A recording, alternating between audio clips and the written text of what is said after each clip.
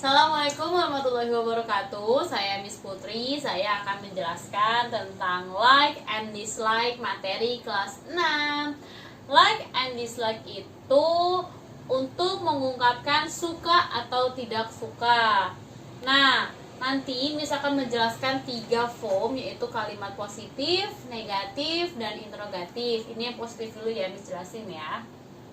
Untuk yang positif, yang pertama itu rumusnya subjek dulu. Subjek inget ya, ada 7. I, you, they, we, he, she, it. Setelah subjek kita tambahkan like atau likes. Lalu kita tambahkan verb ing. Verb ing itu kata kerja yang ditambahkan ing ya. Atau noun. Noun itu kata benda. Nah, perbedaan like sama likes. Like itu untuk subjek I, you, they, we. Ingat, kalau Ayu Dewi pakainya like, nggak pakai S. Selanjutnya ada likes pakai S, itu digunakan untuk subjek he, she, it. Nah, di sini Miss punya contoh. I like reading book. Saya suka membaca buku. Nah, di sini kan membaca itu kan kata kerja, sebuah kegiatan, maka kita tambahkan ing. Saya suka membaca buku. Selanjutnya, we like mango. Kami suka mangga. Nah, mangga ini kita anggap sebagai noun atau kata benda. Selanjutnya, she likes eating ice cream. Dia perempuan suka makan es krim. Jadi, makan itu kan nama sebuah kegiatan atau kata kerja, maka itu kita tambahkan ing. Dia perempuan suka makan es krim. Selanjutnya ada my mom likes pop music. Ibu saya suka musik pop. Nah, musik pop ini sebagai noun. Nah, selanjutnya itu kalimat negatif. Kalimat negatif itu rumusnya yang pertama ada subjek, lalu dislike atau dislikes, lalu verb ing atau noun.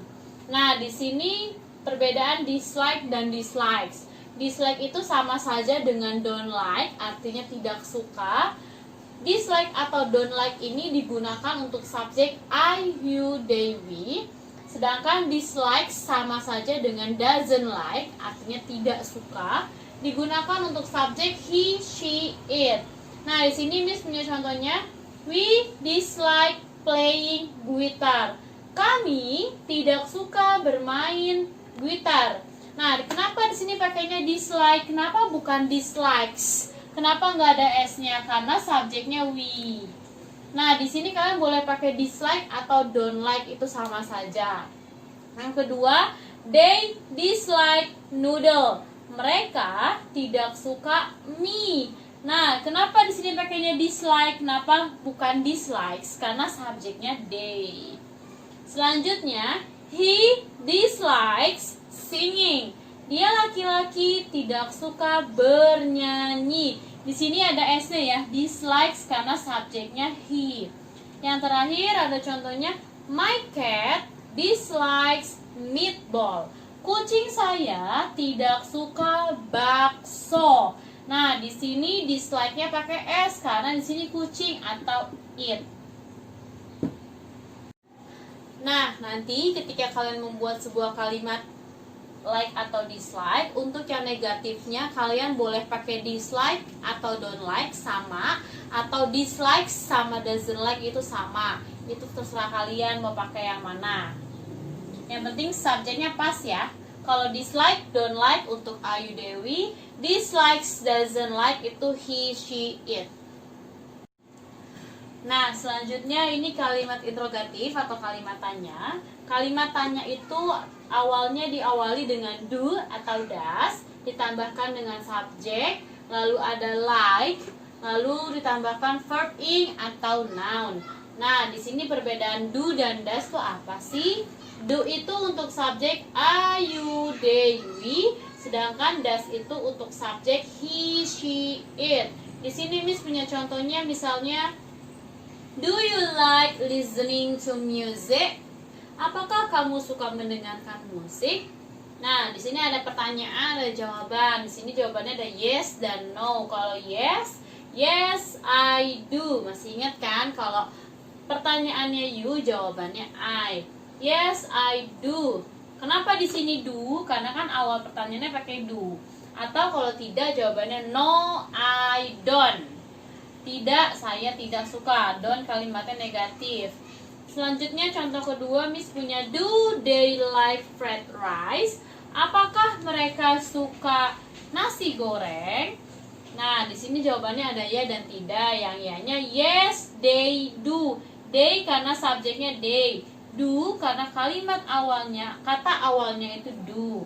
Atau kalau tidak itu no, they don't. Yang terakhir, Miss punya kalimat does she like drinking milk? Apakah dia perempuan suka minum susu? Nah, tadi kalau kalimat positif itu kalau she itu pakai likes kan. Nah, kalau untuk kalimat interrogatif karena sudah ada does, jadi like-nya tidak perlu ditambahkan s. Does she like drinking milk? Apakah dia perempuan suka minum susu? Kalau iya, yes she does karena subjek pertanyaannya she, jadi jawabannya she does karena kata awalnya itu does. Yes she does. Kalau no, no she doesn't.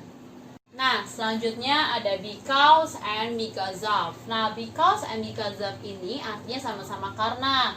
Bedanya apa sih? Kita bahas yang because dulu yuk. Because itu sebuah kata penghubung.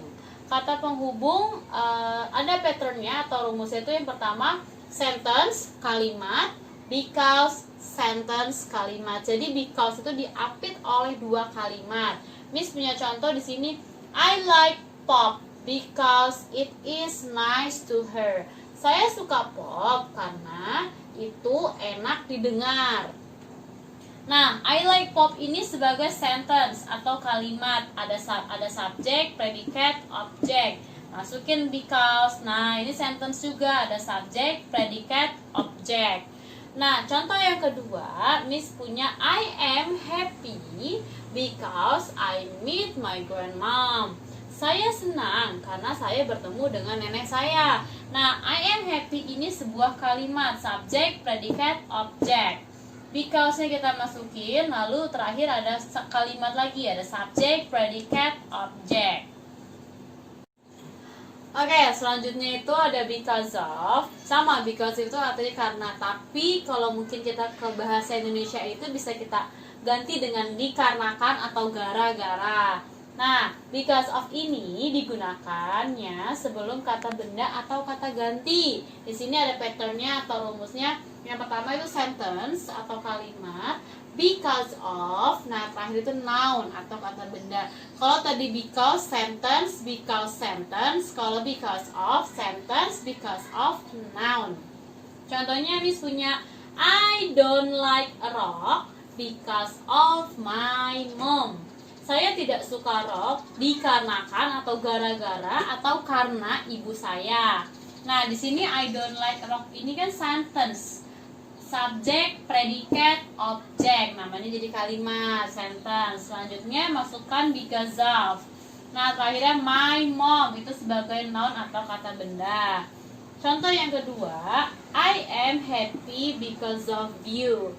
Saya senang dikarenakan atau gara-gara atau karena kamu. Di sini I am happy ini sebagai sentence atau kalimat, subjek, predicate, object. Jadilah sebuah kalimat. Because of dikarenakan, gara-gara atau karena, you itu sebagai noun, kamu. Jadi sebenarnya gampang aja sih bedainnya. Kalau because itu sentence, because belakangnya pasti kalimatnya agak panjang karena dia sentence lagi sebuah kalimat.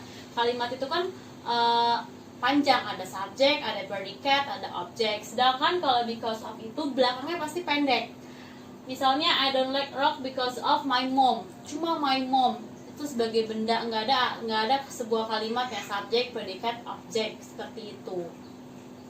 Oke, sekian penjelasan dari Miss. Kurang lebihnya mohon maaf. Jika ada pertanyaan boleh personal chat ke WA Miss. Nanti Miss akan memberikan kalian berupa latihan soal untuk make sure kalian benar-benar paham atau tidak. Thanks for your attention. Wassalamualaikum warahmatullahi wabarakatuh.